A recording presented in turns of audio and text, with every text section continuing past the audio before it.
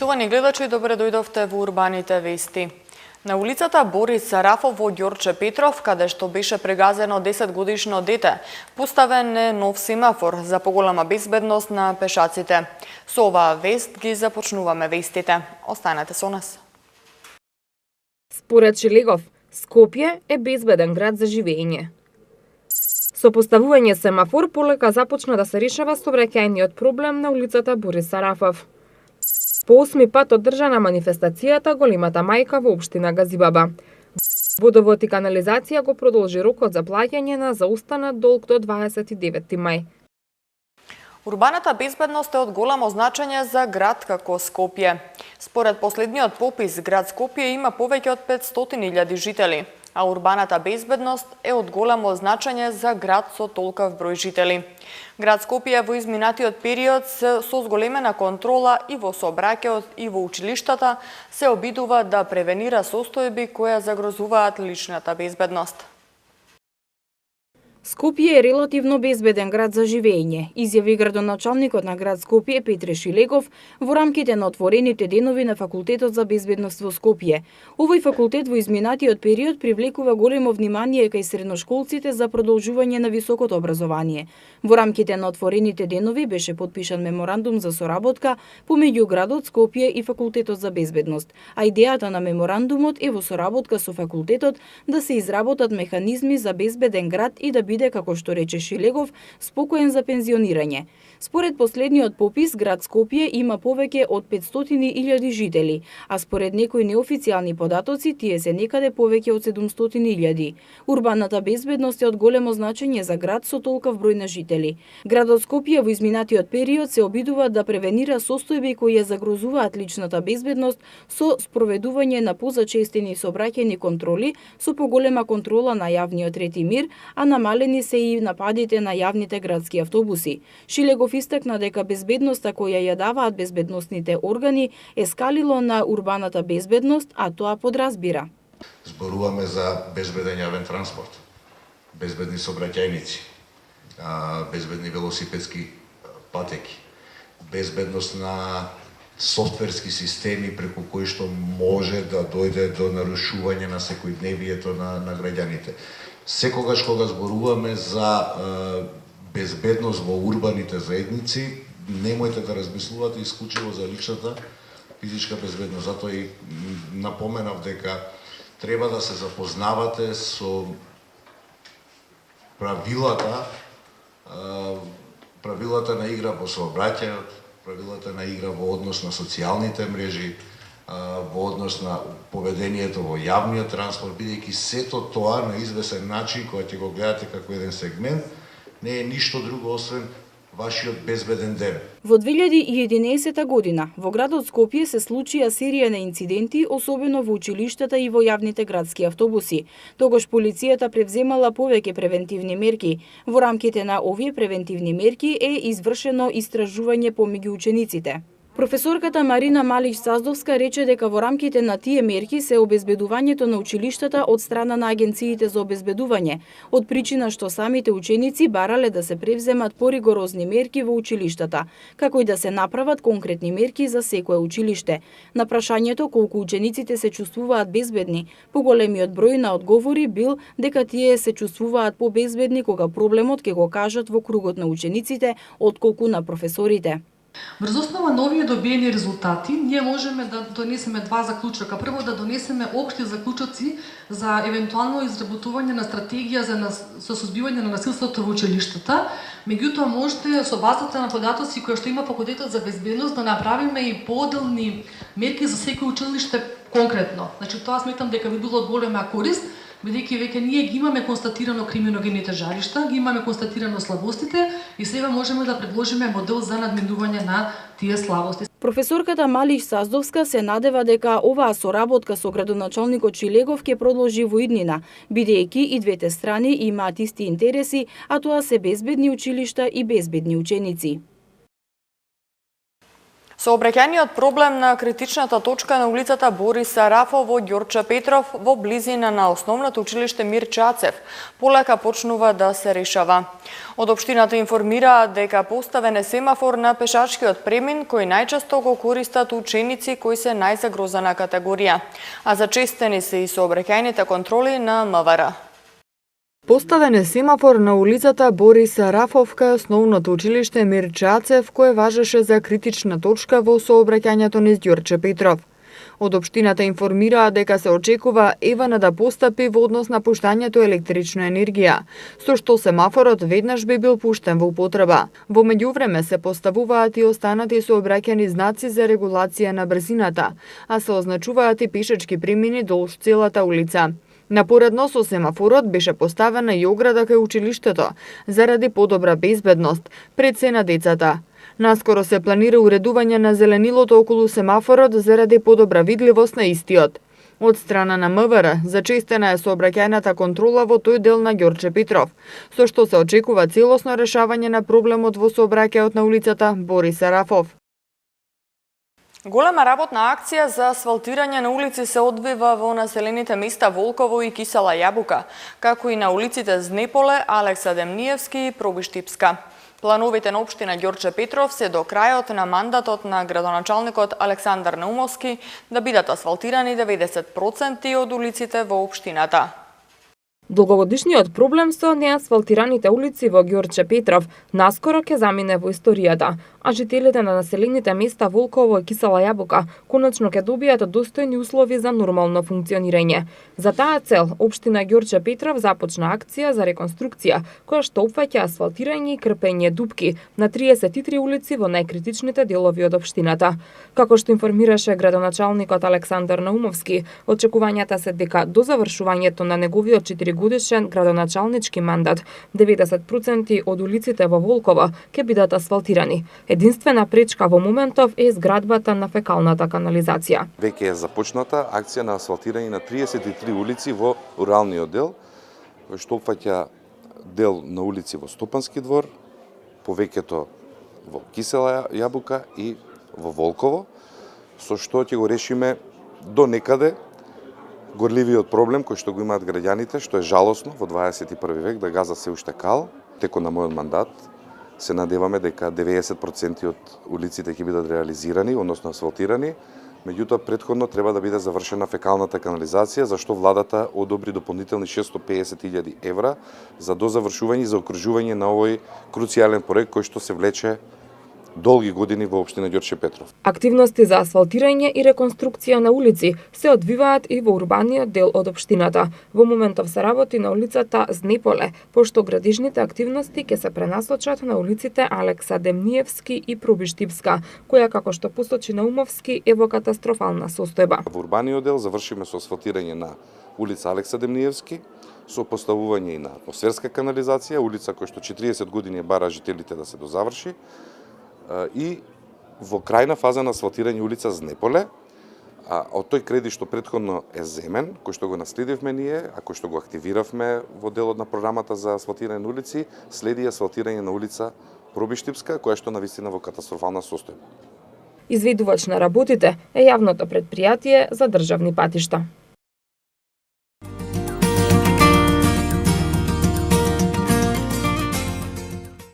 По 18-ти пат во спортската сала Методи Андонов Ченто се одржа меѓународниот карате турнир Солидарност Опен, на кој градоначалникот Борис Георгиевски најави уште поголема поддршка за развој на спортот во општината. По општина Газибаба во спортската сала Методи Андонов Ченто во Маđари, по 18-ти пат се одржа меѓународниот карате турнир Солидарност Опен. Турнирот е во организација на карате клубот Солидарност, поддржан од општина Газибаба и град Скопје. Општината продолжува да го поддржува спортот со доделување стипендии за талентирани спортисти, како и поддршка на спортски клубови и здруженија. Градоначалникот на општина Газибаба Борис Георгиевски истакна дека општината наскоро ќе добие 2 нови спортски сали. Едната во основното училиште Вера Јоцик во Хиподром, а другата во основното училиште 25 мај во Сингелик. Исто така се реконструираат спортските игралишта на кои се поставува вештачка трева, а во план е изградба на нови повеќенаменски спортски игралишта, додека пак во парк шумата Газибаба ќе биде поставена фитнес зона и заедно со трим патеките ќе бидат одлично место за рекреација. Карате спортот во Македонија започнал да се шири пред 50 години, и тоа од општина Ѓорче Петров. Карате клубот Мирче Ацев е прв регистриран клуб со издадена прва книшка на надпреварувач од страна на Македонската карате федерација, а Димче Јанковски е прв регистриран каратист во Република Македонија.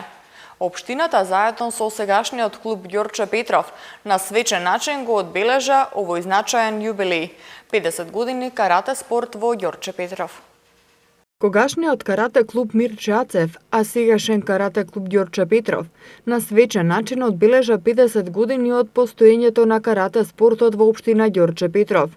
Како прв регистриран карате клуб, на свеченоста на која беа доделени признанија, благодарници и плакети, присутните имаа можност да се потсетат на историјата и хронологијата на успесите што овој клуб ги имал и на ниво на Македонија и на југословенско ниво, кога секогаш бил меѓу првите 3 во Југославија. Градоначалникот на општина Ѓорче Петров Александар Наумовски посочи дека како општина ќе се залагаат во негување на спортот како правилен начин за развој на децата. Како општина и понатаму ќе се залагаме силно во спортот, особено би напоменал дека Ѓорче Петров од секогаш имало подлога за борилачки вештини, за каратето, за боксот, за борењето, кое што на некој начин полека замрува, единствено со наши ентузијасти како Зоки Најдановски, кој што е еден од доаените на карате спортот во Македонија и поддржувач огромен на каратето во нашата општина, кој што се уште работи со млади категории.